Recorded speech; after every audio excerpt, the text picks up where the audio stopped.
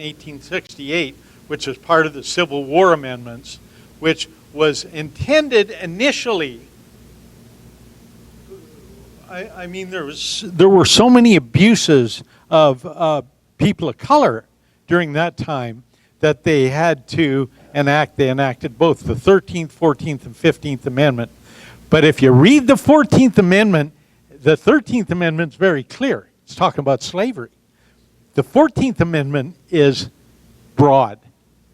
You can't deny U.S. citizens the rights and the privileges and immunities.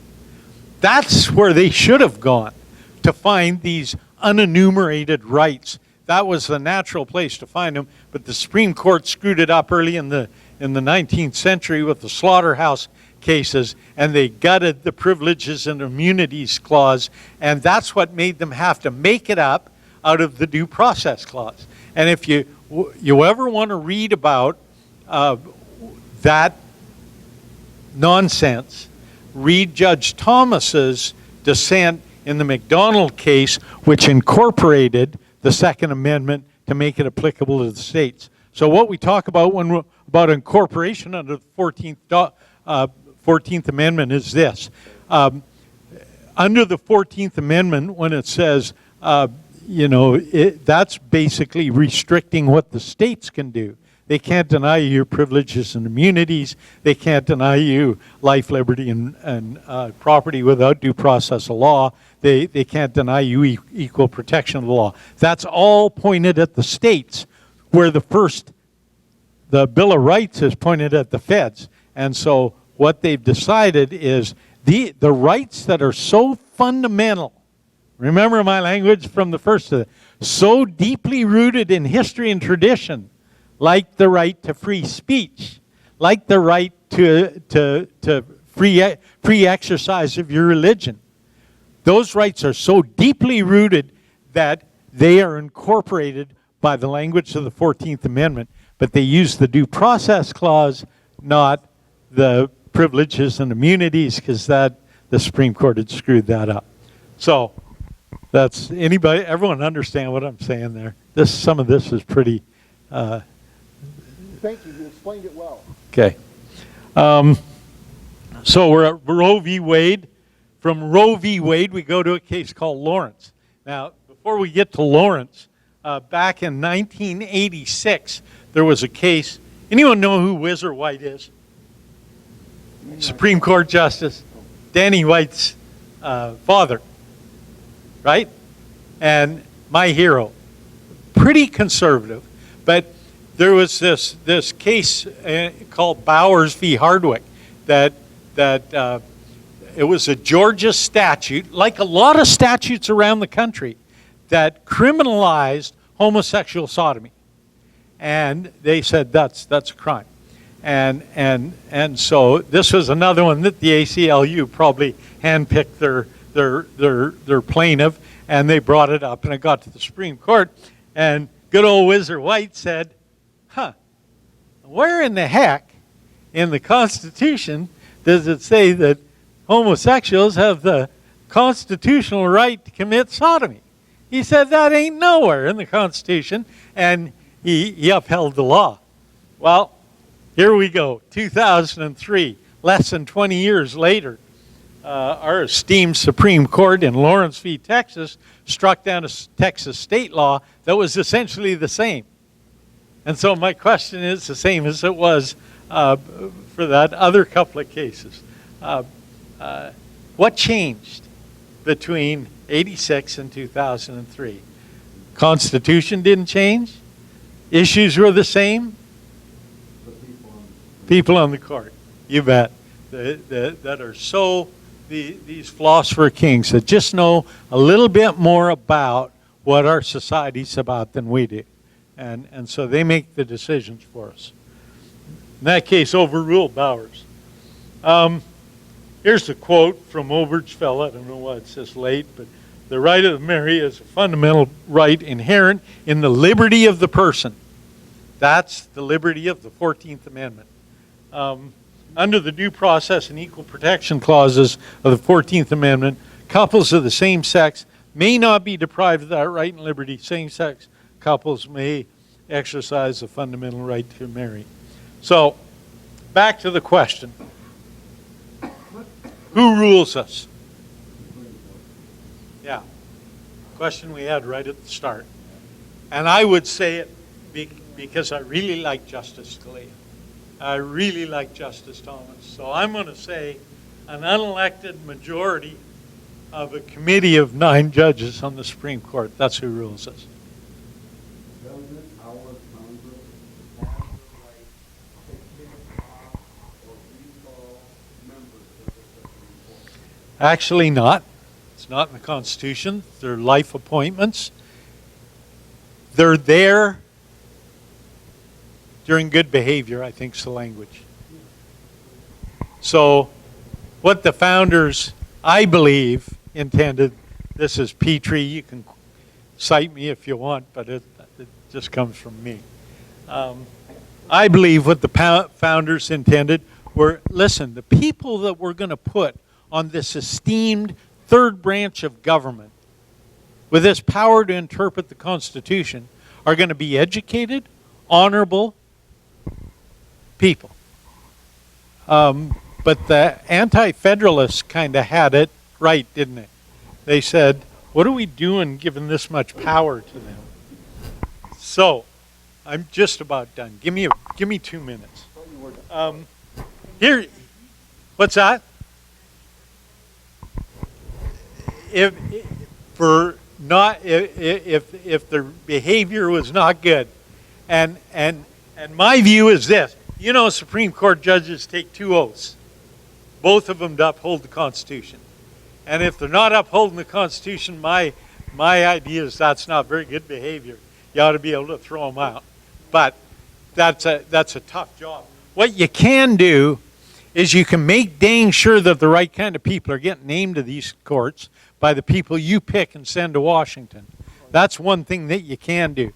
What you can do is open your mouth about this nonsense. Don't sit by and let these philosopher kings dictate our freedoms to us.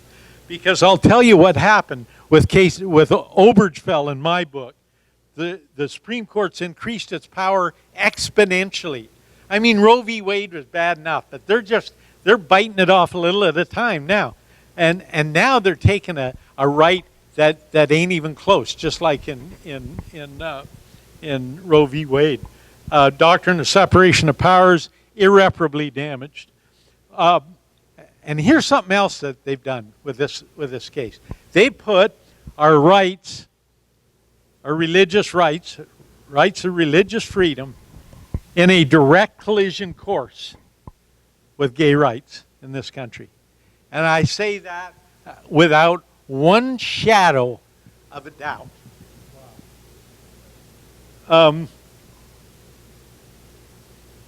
I guess I didn't put it on here.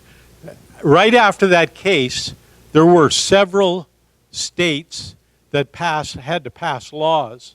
They couldn't say that they were limiting to marriage, but they passed laws that said that the government couldn't infringe on a person's right to freedom of religion just because they had a different view of gay rights. And there's a federal statute that was written by Mike Lee of Utah, endorsed by Ted Cruz of Texas, that basically says just because a church or an individual expresses a religious right that's counter to Obergefell. For example, I'm a bishop. My church say I'm not. They know better. But I'm a bishop in my church, and I'm sitting in my bishop's office one day, and in walk these 2 yahoos that I don't know from Adam, and they say, what I don't realize is they've been sent in there by the ACLU, and they say, we want to get married. We want to get married in your church, and we want you to marry us. And I say, hit the door. And you know what? The next morning, there's the process server. Because, see, what I did is violate their constitutional right under Obergefell, right? And what's the implications of that? Churches are non-profit, right? I think if you are deemed to violate the Constitution, you probably lose your non-profit status. So there's all kinds of laws going on out there to try to protect that right. That's a real unfortunate thing. I'm going to say three things. Scalia. Judge Scalia wrote the dissent in Obergefell that I think nailed it. Nailed it on three issues. First, he said, the Obergefell decision is the furthest extension in fact, and the furthest extension one can even imagine, of the court's claimed power to create liberties that the Constitution and its amendments neglect to mention. He's dead on. Second, quote, this practice of constitutional revision by an unelected committee of 9, you've heard that before today, now you know where I got it, always accompanied, as it is today, by an extravagant praise of liberty. Don't they do that? Oh, we're right, because what, are you against babies? I mean, are you against children? Are you against education? They've always got that talking point. This extravagant praise of liberty robs the people of the most important liberty they asserted in the Declaration of Independence and fought for in the Revolution of 1776, the freedom to govern themselves. He says that's what Obergefell took away from us. And he's right. And finally, he says this, the substance of today's decree is not of immense personal importance to me, and not of me either. What he's saying is, do I care what two dummies want to do with their life? They want to go out and two guys or two gals and live together and get married. I don't care. He says, but it is of overwhelming importance, however, who rules me. Today's decree says that my ruler and the ruler of 320 million Americans, coast to coast, is a majority of 9 lawyers on the Supreme Court. That's who our rulers are. What can we do? We talked a little about it. We can stay informed. You're here. You know that drill. Understand. Hey, you know what? I don't think 70 or 80 or maybe even more than that % of the people in this country even realize that their liberties and freedoms are being slowly taken from them. I don't think 70 or 80, maybe 85% of the people realize that the Supreme Court made a case in June of this year that really affects the liberties and freedoms that we have in this country, because they've marked their territory. They've decided we can do this. We can legislate. We can tell you what your liberties are. If they can tell us what our liberties are, what can they also do? And also tell us what our liberties aren't. Right? So stay informed, be vigilant, never silent. Let your voice be heard. Thanks, folks. Questions?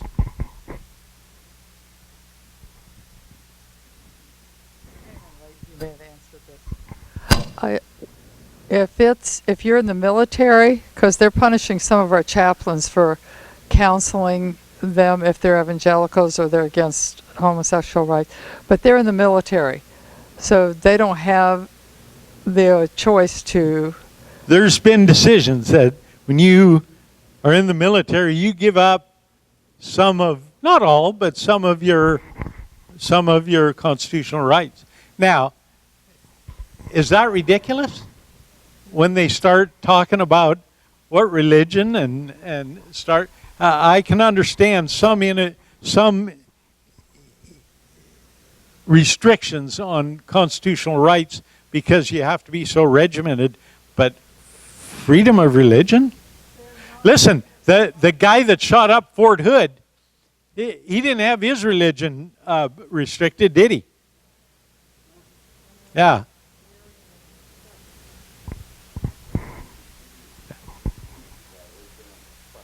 Well, that's because it was a gun-free zone, you know? It was. Nobody could have guns except the military police. Well, if no one else is going to jump in, I'll come back in. Donnie. So, I didn't see when you went through these decisions, but I'm vaguely aware that there was a decision in '67 where the Supreme Court overturned the right of the state of Virginia to prohibit black and white people from marrying one another. Right. Loving, I think, was the case. Yeah. Did that play a role in some of these decisions? Sure. I just, you know, the Sure, okay. trouser told me I could only stay here for a little while, so I had to kind of cut her down. But exactly. So how do you respond when that's invoked? What do you think that decision was well written, or there are aspects of it that... Loving decision, I agree with that. I think there is a fundamental right to marriage. Okay. There is a fundamental right to marriage. And you know how I get there? It's not in the Constitution, right? But in the Ninth Amendment, it makes very clear that we have rights that are not enumerated in the Constitution. And just because they're not enumerated, we haven't given them up. So how the court finds out what those rights are is they do what I've been harping about here tonight. It's got to be a fundamental right to be protected under the Constitution, right? So to be a fundamental right, it's got to be deeply rooted in our history and tradition. Traditional marriage, is that deeply rooted in our history and tradition? Traditional marriage? Sure it is. It plays a huge role in our society, plays a huge role in our culture. Let's flip it now. Well, fine. Then what about gay marriage? Why isn't... Well, yeah, what tradition is there of that? None, except it's been rejected by our culture and society, traditionally and historically. So how Judge Kennedy could say, I mean, he brought up the Loving case, how he could say, as a matter of fact, he did say, he went through all the deal about why Loving came up with this traditional right to marriage, and he said, you know, it's steeped in our culture, you know, it's societal benefits, we get societal benefits, we get better kids, blah, blah, blah, blah, blah, blah, blah. He goes through that in Obergefell. He says, that's all true. And then he says, now I'll admit that all has to do with traditional marriage, one man, one woman, all that tradition. And then he jumps off the cliff and says, it applies. It applies. So he didn't have the tradition, so he ignored it.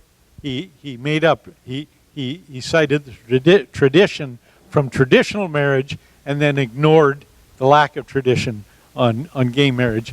Why? Because they had a result that they wanted to get to, right? That's how living constitutionalists do it. They make it up from the start. They start with, where do we want to end up here? Now, how can we get there? And they use Griswold, the Penumbras, a lot of these cases, 14th Amendment, things like that, and substantive due process. And they make it up till they can fashion in their legal, over-educated minds what makes sense to them, how the result ought to come out.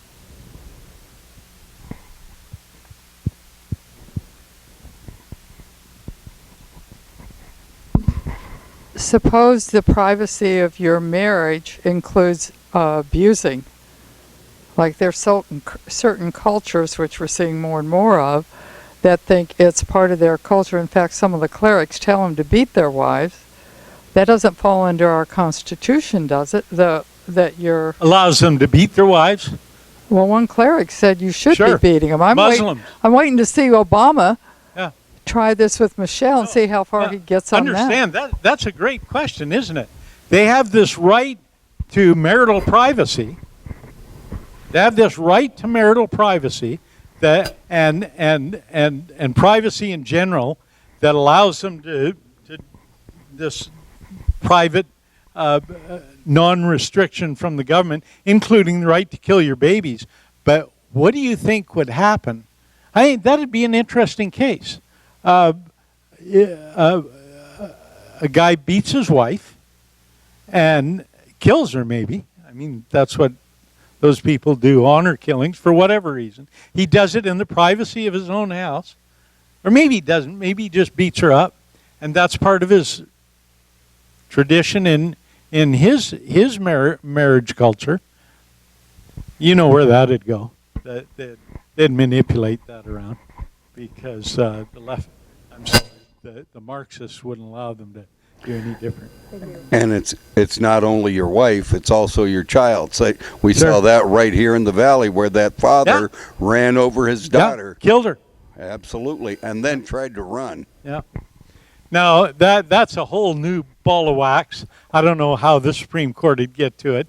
But believe me, these guys are pretty imaginative on how to find the result that they want to get to and find it. What's that? Well, that's what I'm saying. Yeah, you have to deal with it. You have to deal with it. So if you had your way, Donnie, and the Supreme Court had not messed up in those slaughterhouse cases and had properly used the Privileges and Immunities Clause, would you agree that there is a basic right to privacy, a right to be left alone, that would be extended not only from how the federal, but through the 9th to the 14th for the states to honor? The answer to that question is it depends. It depends on the right that you're trying to make. For example, the right to marital privacy, I think clearly under privileges and immunities, what you do, it's not in the Constitution, so you got to find it as a fundamental law that's one of those unenumerated laws that are referenced in the Ninth Amendment. And so how you do it is you say, was this a right that was steeped in the history and tradition back in 1787, such that if this issue had come up in 1795, they would say, oh yeah, that's one of those rights we were talking about in the Ninth Amendment. Why? Because it was fundamental, and it was fundamental because it was deeply rooted in our history and tradition. So that's marital privacy. I think that the right to gay marriage would never be found.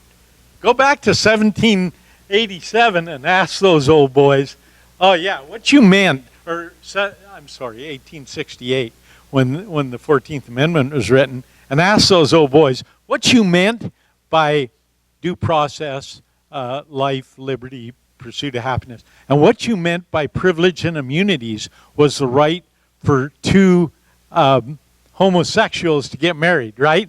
And those guys in 1868 would have said, we need somebody to commit this guy.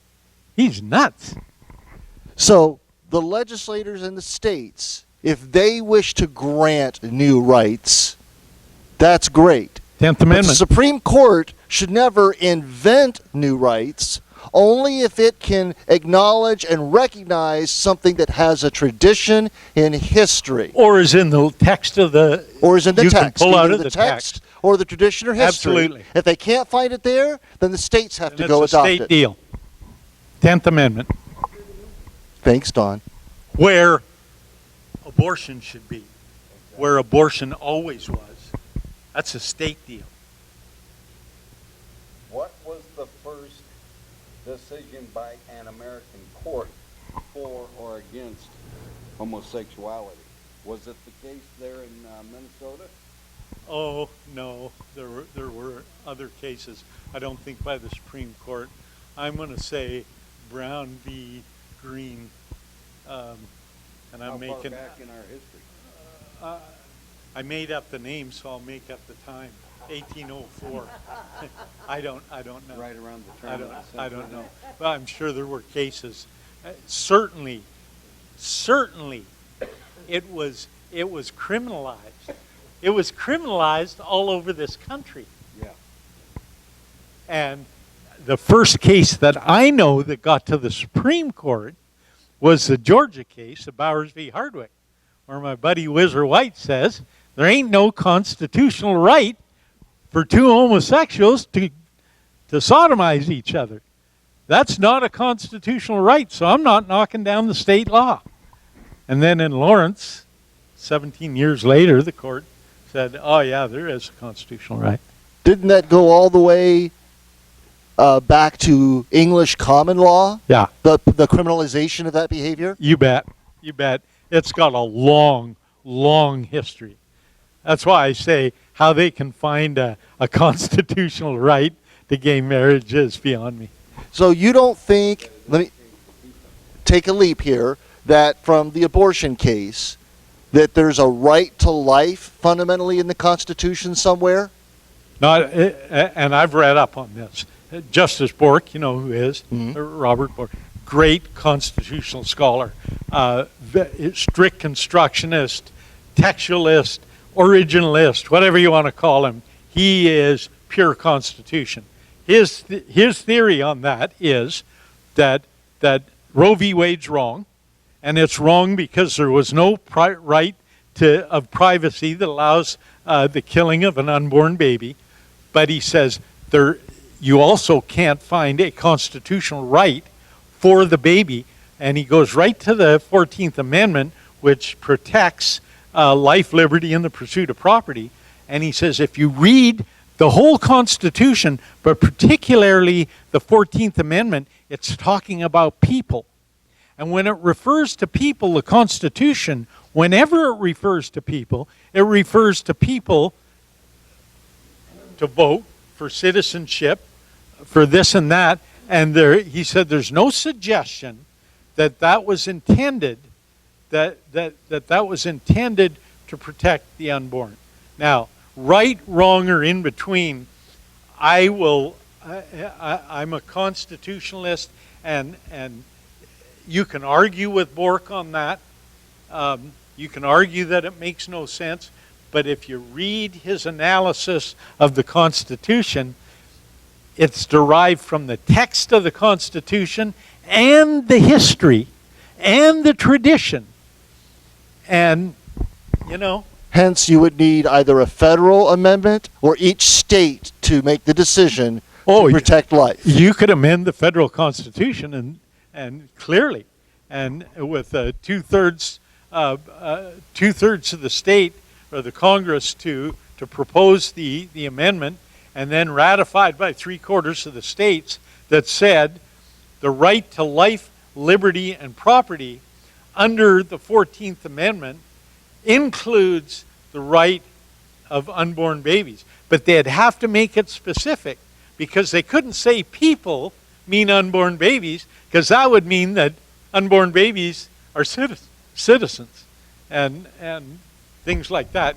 So they wouldn't even have to give birth when they crossed the border. They could declare their unborn child a citizen. That's right. That's right.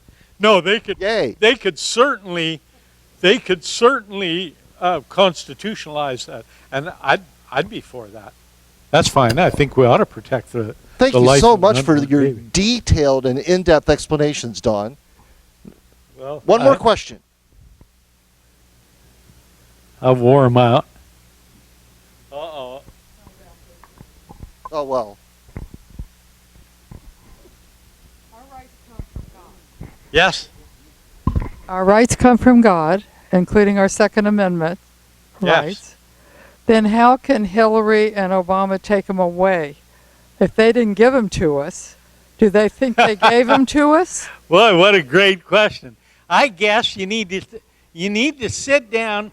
Could you imagine that conversation with we'd put Hillary here and Obama here, and I'd walk up to him and say, do you understand? You can't do what you're trying to do because you're not God. Because you know what Obama would say? He'd say, who says so? You know? I mean, that's their view of the world. But they don't agree that our rights come That's, they- that